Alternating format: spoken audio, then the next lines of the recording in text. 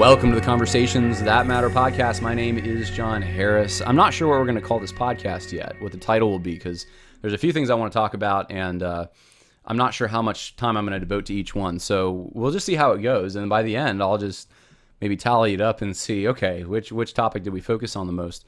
I was traveling over the weekend with my wife. We were actually at a wedding in Ohio, and so we queued up a few podcasts. And I'm going to talk about the one yesterday with J.D. Hall just for a few minutes because there were just a few comments. There weren't many, but there were a few comments from some people that had a few concerns about it, and I want to address those briefly. But we saw some beautiful country, by the way, in West Virginia. And by the way, West Virginia, it's a state that I just don't think it gets the credit it deserves. It's very pretty. I've driven through West Virginia, like different, hitting the edge of it before. I've never actually driven like in the heart of West Virginia, really seeing what it looks like, and it's very mountainous, but it's very pretty. And I was their major city, right? Charleston is so small. You think of, I thought I was going to come across this big city. It's not big at all, but beautiful state. And the only time you really ever hear what West Virginia referenced is in Country Roads, right? John Denver's song. But I think John Denver, when he was writing that song, even though they try to claim for West Virginia tourism, West Virginia, almost heaven, I don't think John Denver was actually talking about West Virginia. I'm just going off the lyrics. He says Blue Ridge Mountain, Shenandoah River, which I think he's talking about the Shenandoah Valley, which is not West Virginia. So he's talking about Western Virginia, I think. Now, maybe someone can correct me on that if I'm wrong. But that's my takeaway. I don't think West Virginia gets a lot of mention, and a lot of not a lot of people talk about it, and I think they should. I think there's some really neat things about West Virginia, and I bet if you were to have a vacation in West Virginia, you probably have a lot of things to do. It would be fun, and it probably wouldn't cost you that much. I haven't looked into it, but by the way, speaking of vacations, my wife and I. So you're getting a bunch of personal stuff. I don't always get personal. So some of you like that, some of you don't. You can skip ahead 5 minutes if you don't like me talking about personal stuff. But here's some a tidbit for you all who are people who want to go on vacation. You've been pent up now for a while because of COVID and everything, and now you want to go on vacation. I did not realize this, but my wife and I were looking at places to visit. And we were looking at, we haven't had a vacation. We had a little anniversary trip earlier this year, but since the COVID stuff, we really haven't gone on an actual vacation for a week and just gotten away for a week. And so we want to try to do that. We're moving. We're changing locations in about a month. And before all that crazy, well, it's sort of in between. We're kind of moving our stuff up to. At least for now, we're going back to where upstate New York, and we actually have a home there, and I've been renting it out, and we're gonna go up there, live in that home for a little bit. We're gonna move our stuff in, and then we're gonna go on this trip, and then we're going to actually move in ourselves, and it might need a little work, so we're gonna do that work. So I don't usually share all this. I don't know why I'm sharing all this, but I am. So one of the things that we were looking at was where to go on vacation, and so we were looking at we like being in scenic areas and seeing things we haven't seen before. Especially now, I've been to Rocky Mountain National Park like a long time ago. I've never been to Glacier National Park, and I thought, well, that would be a cool place. And my wife wanted to go to see the Rocky Mountains. We were both kind of open to Glacier, so I'm looking at prices. How can we do this in a cost-effective way? We don't have a lot of money, so we just, can we camp? What can we do? So here's the weird thing, guys. I'm just telling you, in case you're wanting to travel anywhere. I just decided just to see.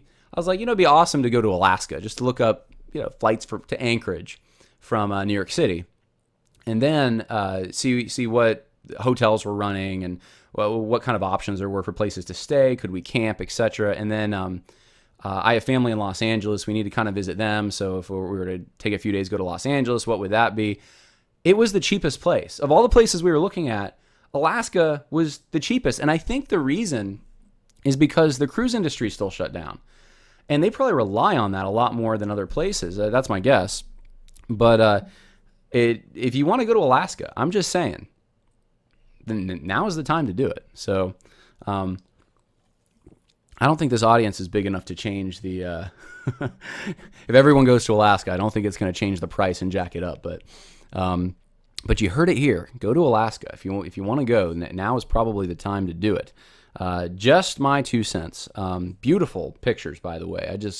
It looks like nothing like I've ever seen before, and so we're kind of looking forward to that. We're going to be there for about a week, seeing some of the stuff there. My wife is a little afraid, not a healthy fear of the grizzly bears.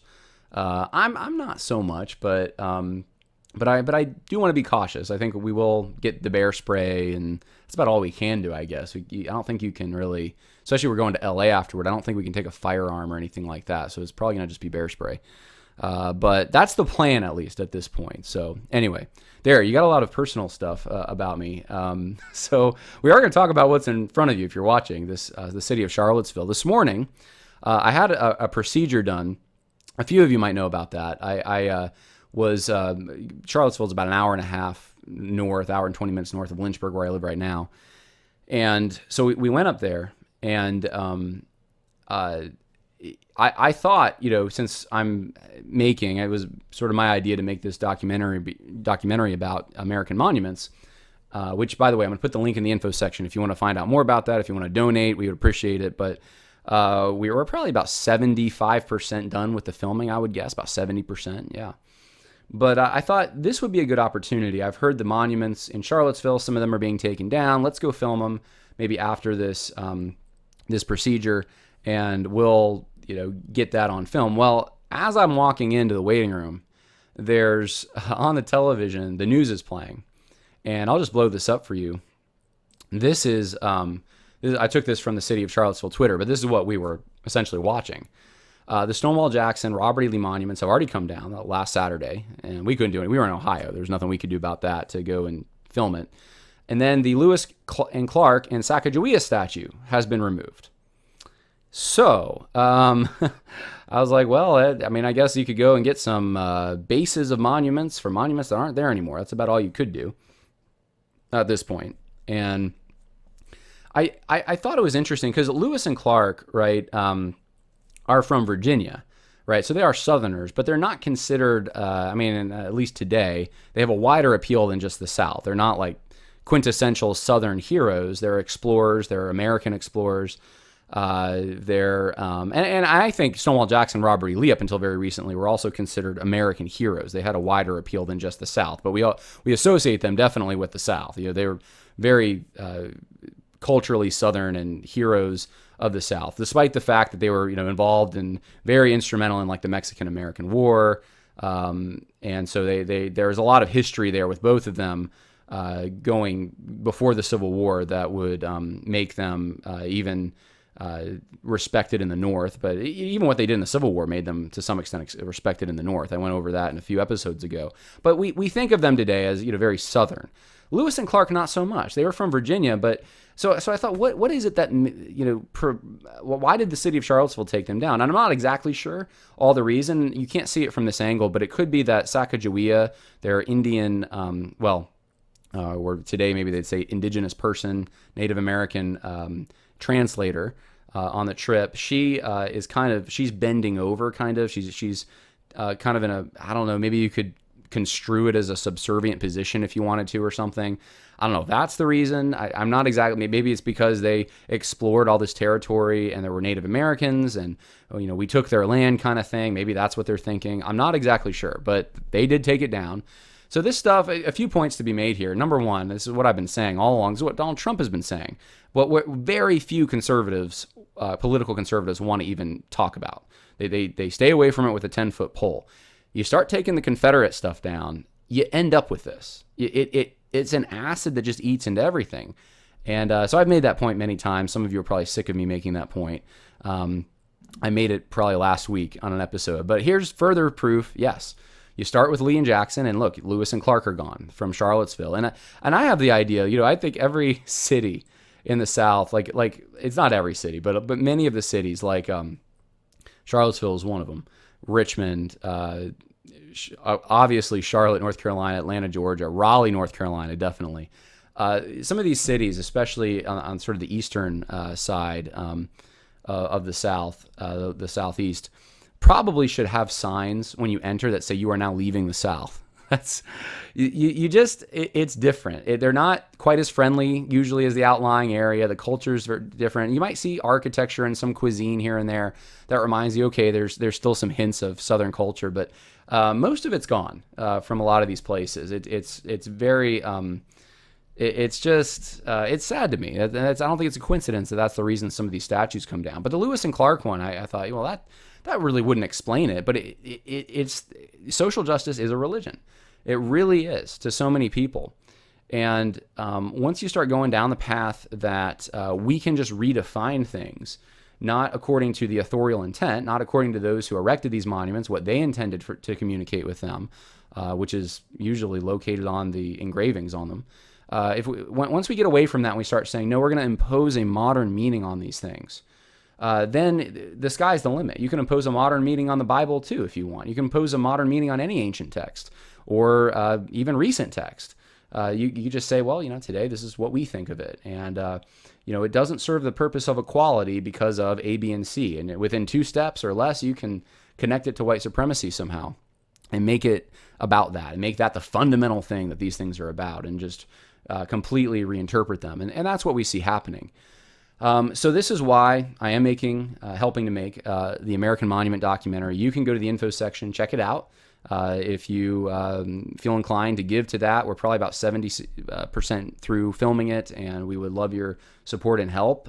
There still are monuments out there that need to be protected, and ones that I think need to even be erected, maybe in places other than Charlottesville. Monuments of the past, things that happened that were significant, men and women of character. Sacagawea is actually one of them, to be honest with you. She's quite an amazing figure. And Lewis and Clark are quite amazing figures. If you read about them, Sacagawea was pregnant for much of the journey, and she had a child on the trip. Actually, one of them, I think it was Clark, wanted to adopt the child. He grew so fond of the child that she had, and they said many commending things about Sacagawea in their writings.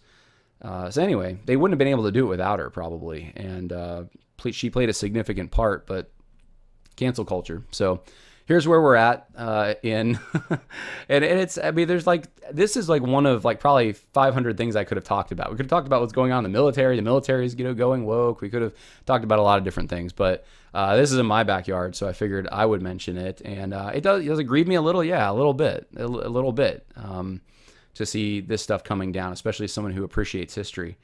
So I want to talk about that. Let's see what else. There's a bunch of stuff here today. I guess I'll mention just a few things here. This tweet from Ed Markey, who is a senator. I guess he must be a state senator. Let me look him up real quick. Let me see. I knew who he was when I had this, when I pulled this, but that was a few weeks ago, I think 2 weeks ago or so. And then I'll read the tweet for you. Yeah, Massachusetts. Okay, so he's a senator. Now he's a U.S. senator, U.S. representative for Massachusetts.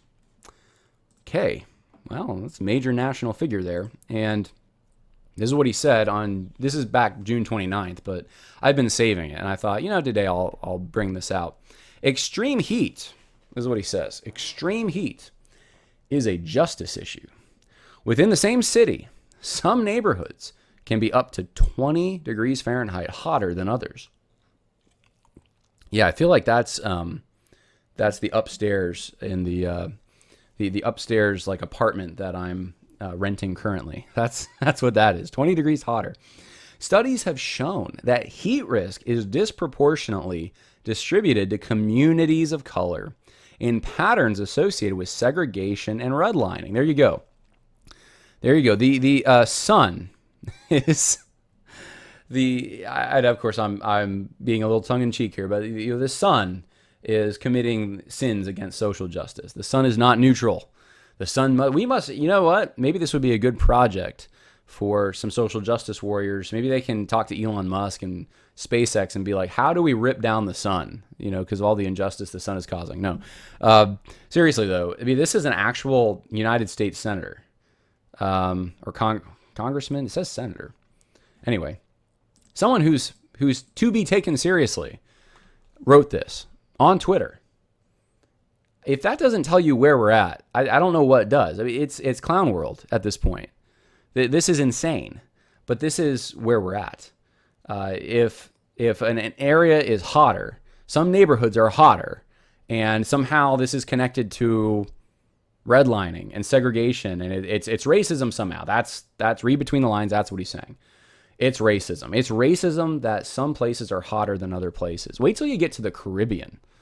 And it's interesting, all these, rich people from the north who want to all move down south where it's hotter, isn't it? I don't know what does that mean? I don't know. This is what ideology does. So the reason I wanted to bring this up is because I just got done beginning of last week, I guess.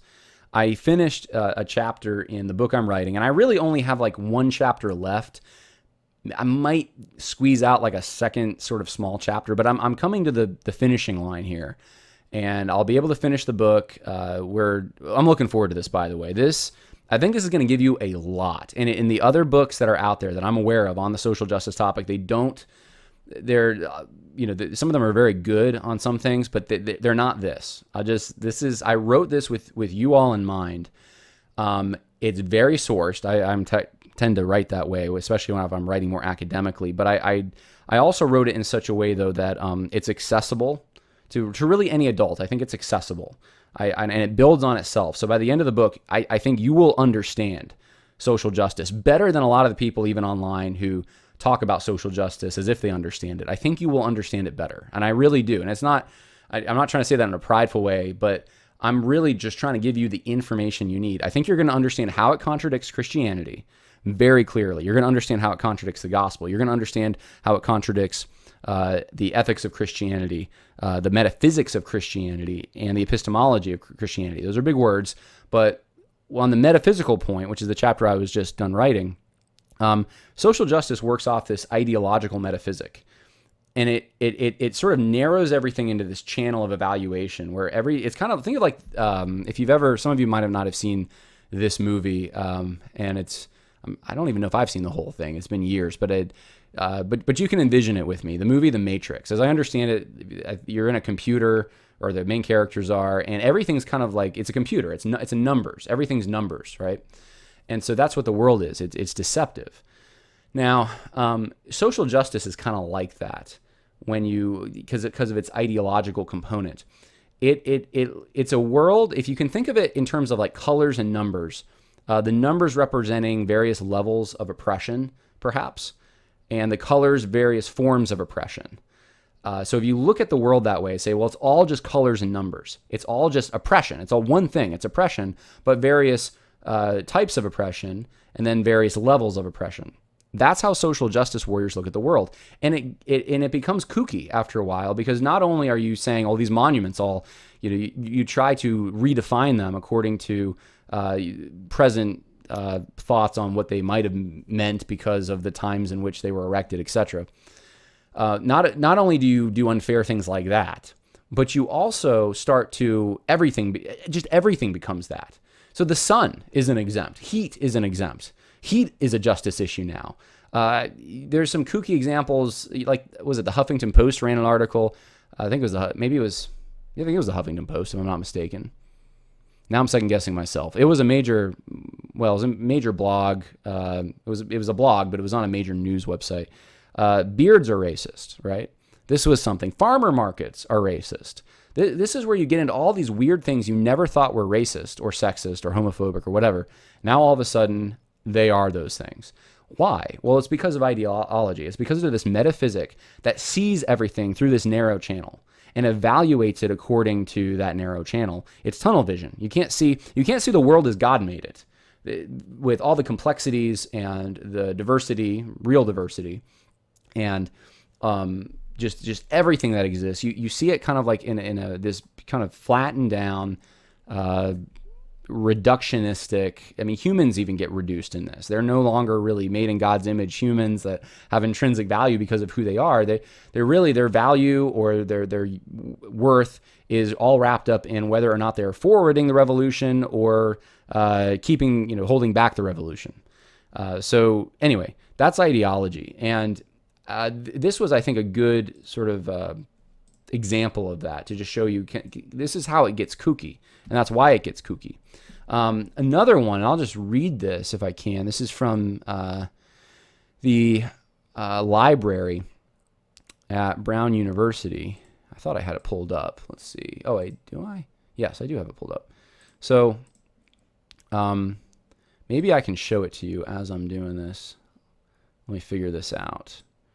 I should have had this pulled up for all of you, but I didn't, because I wasn't thinking. Screen capture. Okay. There we go.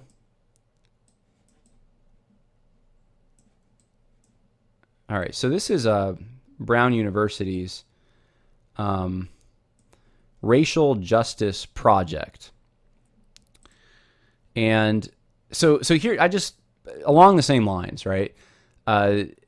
What's the Racial Justice Project? Well, it says Brown University is committed to diversity, equity, and inclusion, right? That's the Trinity. And the university's academic library, we share that commitment. Academic library. That's what they're talking about here, an academic library.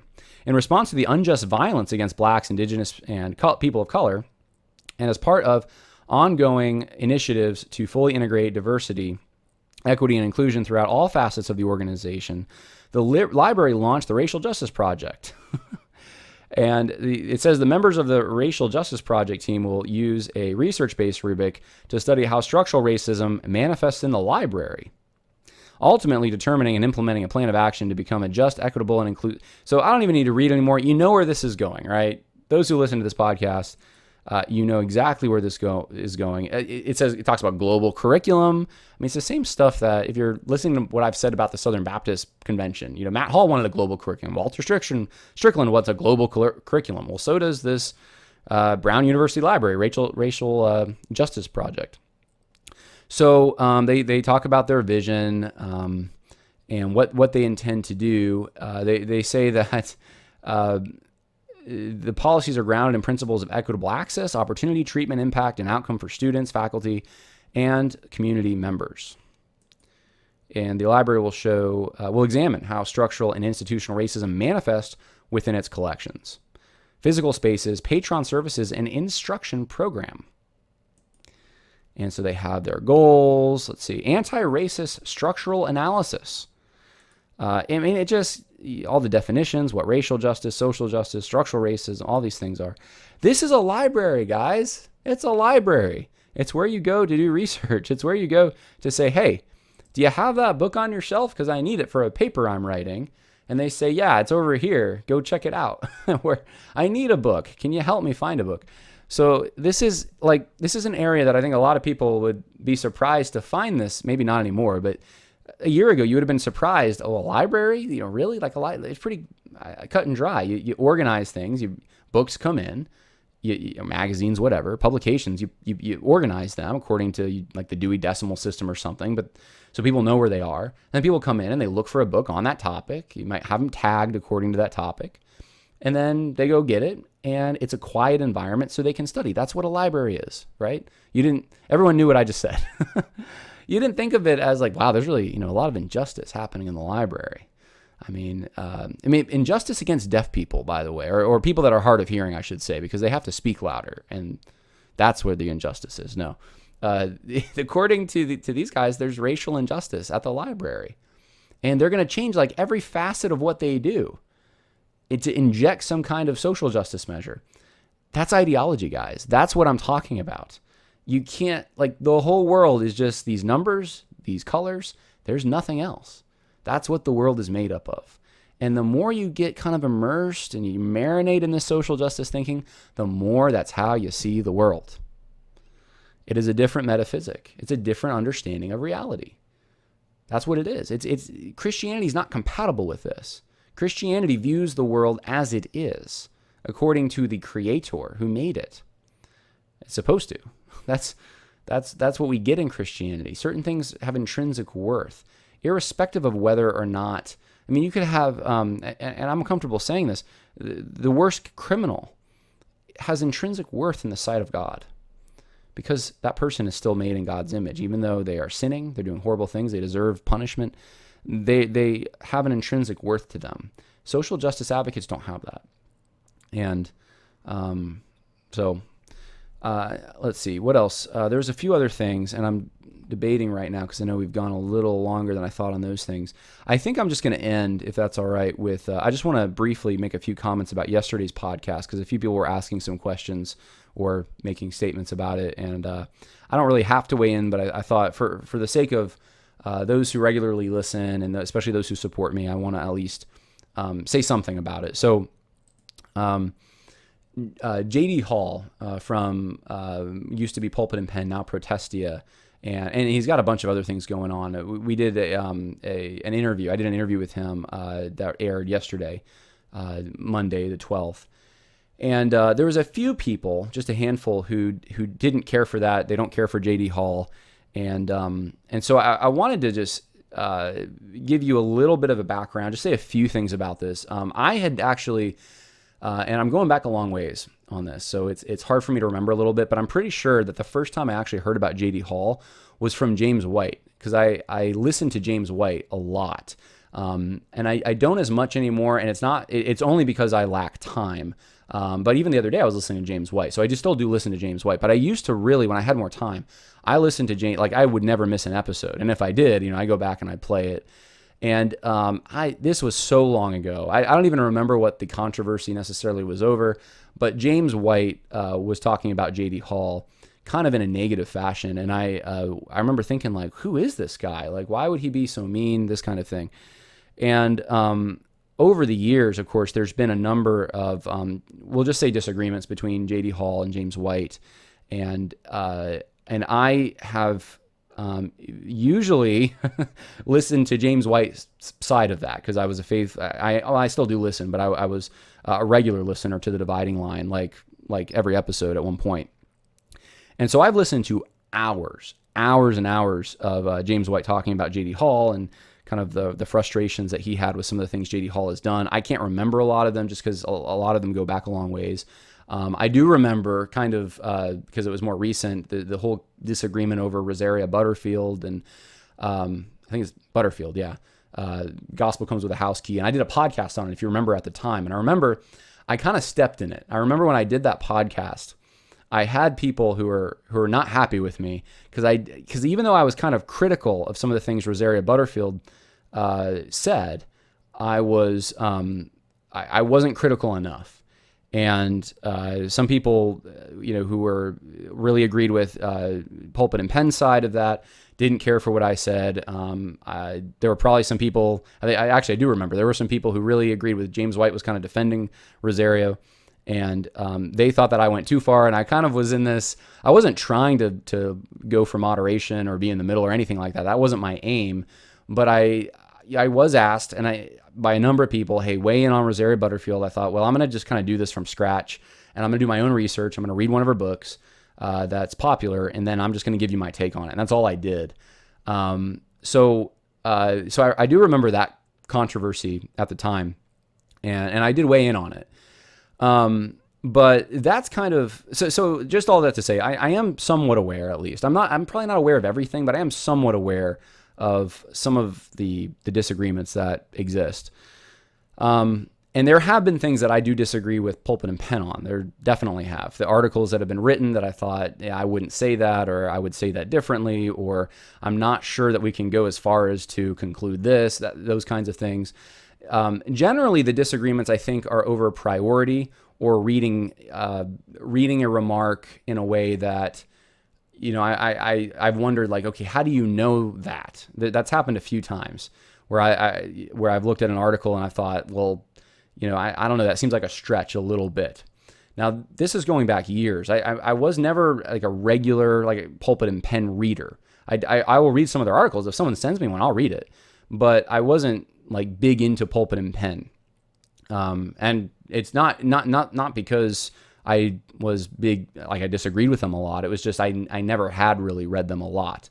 But there have been some articles, like, for instance, I remember the article they put out on Zach Exley was just really good as far as getting good information. The article they had on James Riotti is really good. There's some articles that I'll go back to and they have the primary sources cited. And I'm like, there's some good info here if you're trying to research this.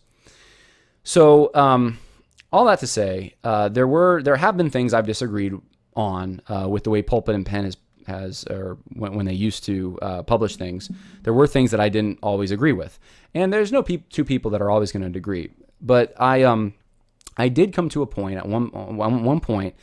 I thought, I think J.D. Hall might be a divisive guy, and I called him up about it, and I was very concerned. And so you could call it a confrontation, I guess. It was more of I wanted clarification. That's why I called about some things he had written. And I'm just, before God, JD was very, very soft-spoken with me. He listened. He very much listened, which surprised me given some of the things I had heard about him. He let me complete my sentences. Was very calm in the way he answered me, and so that took me back a little bit. That wasn't the person. I'd never talked to him before, but this wasn't the person that I thought he wasn't the person I thought he was, at least in that particular phone conversation. And I don't know James White or J.D. Hall super well at all. I've had conversations with them, and the controversies between them. This is what I've learned. So for those who are kind of rah for one side of any of those debates that have happened, at this point, some of these issues are so complicated in my mind. Like I would have to listen to hours of the dividing line and then go and listen to or read all these Pulpit and Pen articles to kind of figure out like what. And by the time you're kind of fast forwarded, hours into it, you're not even sure quite what the controversy was over in the first place, which is typical of controversies. Anyone who's been in conflict knows that that's usually how it works. You could say the same about like Brandon House, and I've never actually listened to a whole Brandon House video, but from what I understand about Brandon House, from what others have told me, it's kind of the same thing. Like there's a lot of like, I guess, disagreements that some people have with Brandon House, but he was also an early guy in kind of identifying, I think he called it Marxianity, but this Christian Marxism stuff. J.D. Hall was an early guy in identifying that stuff. And it doesn't mean that any of those disagreements that you all might have, or I might even have, are not important. They are. They're important enough that I even gave J.D. Hall a call at one point about my concerns. But they're outside the scope of what I've deemed to be important for this audience. And this is why I do my podcast right now, Conversations That Matter. It's to help you all. It's not to be an attack dog against social justice. I know some people sometimes think that, especially those who don't listen regularly. But the reason I do what I do is first and foremost for the Lord. I think the Lord has used some of this broken vessel that I am. And I sometimes say things that I'll think back to, man, I shouldn't have said that, or I should have said it differently. I make mistakes. But the Lord has used some of the things that I've done to help some of you in your local churches, sometimes even in your workplace or your parachurch ministry, or even in your sports teams, or living life in general, just interacting with people. Sometimes you don't always know how to think through some of the issues pertaining to social justice, especially, but even the mask stuff, the lockdown stuff, everything that we've undergone in the last year. Some of you have benefited, and I know that because you've written me, you've sent me messages, you've said, "Hey, look, thank you so much," and sometimes it'll be a story attached with it. So that's why I do what I do. It's to help you guys. It's not to, if you want to send my video I do to someone, praise God. But that's not why I do it. It's to help you think through things, so then you can talk to whoever that person is. Sometimes it's better to do it that way. Don't send your pastor a video of me talking about something, right? You can watch the video of me, think through it. Is what I'm saying true? Okay, you think it is, or maybe you disagree with the point here or there, but in general, you think in general what I said was helpful. Go put it in your own words. That actually is what I really want to see. That's why I do this. It's to help you in your daily lives. So, will I ever do an episode of all the disagreements, or understanding J.D. Hall and James White and their disagreement? No, I'm not planning on that. I don't think I could understand it quite in all the issues, I should say, all the working issues and all the different controversies that have emerged over time. And I think the significance of J.D. Hall is how early he was in catching some of this stuff, and how helpful, whether you agree with him or not, how helpful some of his material has been for those who were fighting this when there weren't any resources years ago. And he has had a significant impact, and much of it has been a positive impact. Whether you agree with him or not about some of the things he says or the way he comes across or some of his articles, some of the articles that he's put out there have really made a huge impact. Probably even bigger than some of the, my popular podcast episodes and stuff. I mean, they've had a wide distribution. I mean, I'm sure there's things, if I thought about it, there's specific things I could point you to. But like I said, I always think of like the Exley article, the James Riotti article. He's got some good stuff that comes out at Pulpit and Pen. And I know he's not the only author there either. So I want to give credit to, there's other people there that are also writing articles that had to put out some helpful things. Have I agreed with all of it? No. But not to beat the dead horse, but no, I'm a different person. And I bet you J.D. Hall doesn't agree with every single thing that I've said or the way that I've come across. In fact, I know he doesn't. I know there's things that I've said defending certain people in evangelical Christianity in the Southern Baptist Convention that J.D. Hall disagreed with me flat out, that I shouldn't be defending that person, or I shouldn't be. So yeah, okay, we're different people. But I think the goal, his goal has been, he wants people to wake up, at least one of his primary ones. And that's what he said, at least. I'll take him at his word, what he said on the podcast. And he's putting out information to put in their hands, kind of like Thomas Paine did, to say, hey, look, this is the situation. This is what's going on. I do believe, and I'm acting this way at least, I'm functioning as if he is a brother. I know some people have said they don't think he is. And I think what that is based on, and I want to say this, I think that's based off of Titus 3. And actually, maybe... See, I'll pull it up right now as we're, Titus 3. There's verse 10, I want to say, reject a divisive person after a first and second warning, right? If you look at the context of Titus, though, if you read the whole book, it's very short. I encourage you to go read it. You can even see it in the previous verses here. Let's see. He says... It talks about avoid foolish controversies, genealogies, strife, disputes about the law, for they are useless and worthless. If you read the book of Titus, even going back to like chapter 1, he talks about, I think he uses the term false circumcision, if I'm not mistaken. I'm looking for it. But it's about like the Judaizer heresy. He's talking about something more specific than just someone that you think that is divisive. He's talking about things that are divisive on a very fundamental level, very important things, very important dividing lines.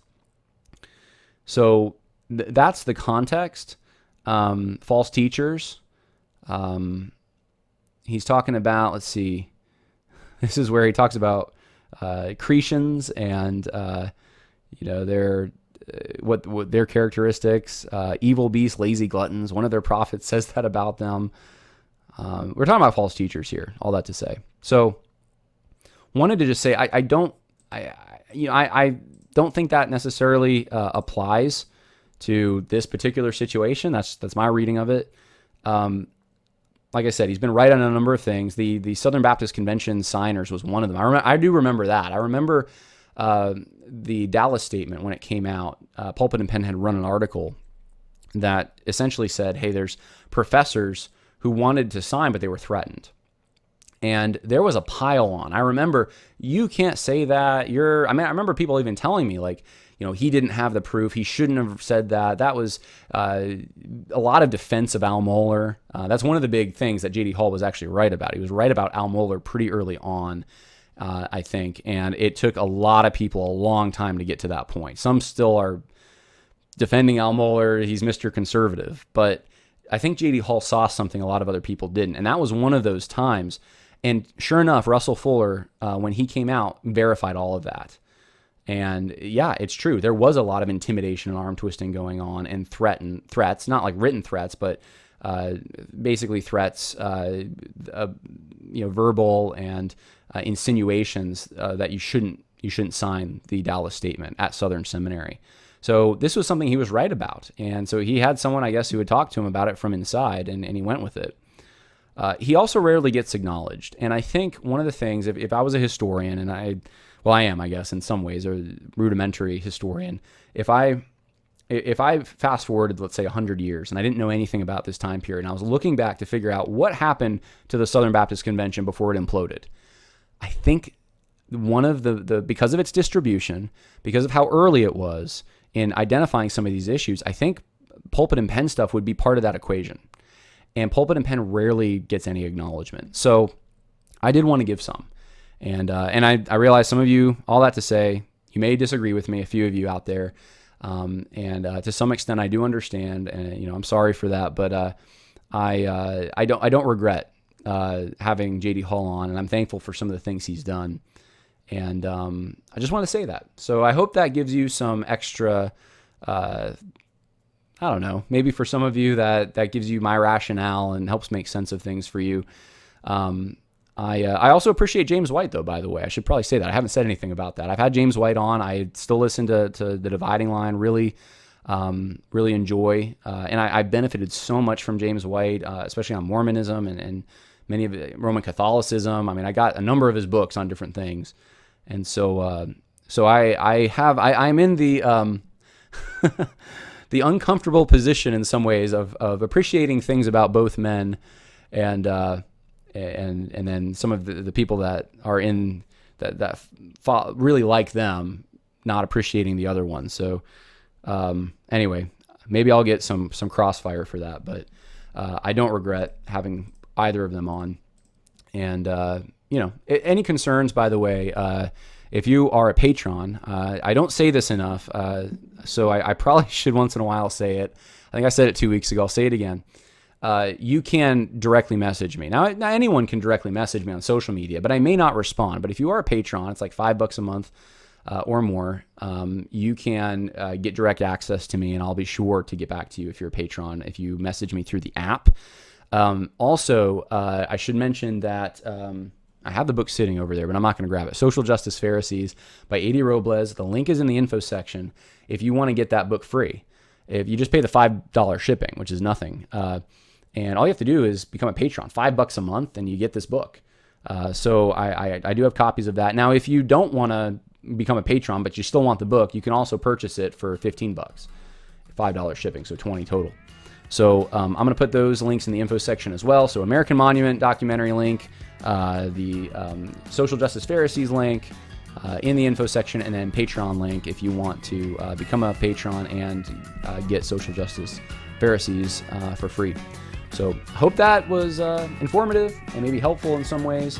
We'll be talking. There's a lot of other stuff to talk about later this week, and looking forward to getting to it. And so God bless, and talk to you all later. Bye now.